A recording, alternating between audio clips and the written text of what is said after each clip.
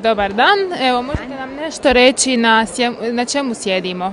Sjedimo na jednoj stolici, uredskoj, može biti za uredske namjene, može biti i za kuću u kojoj se nalazi pilates lopta. Sjedimo zdravo, vježbamo svoje leđne mišiće, sjedimo uvijek ravno.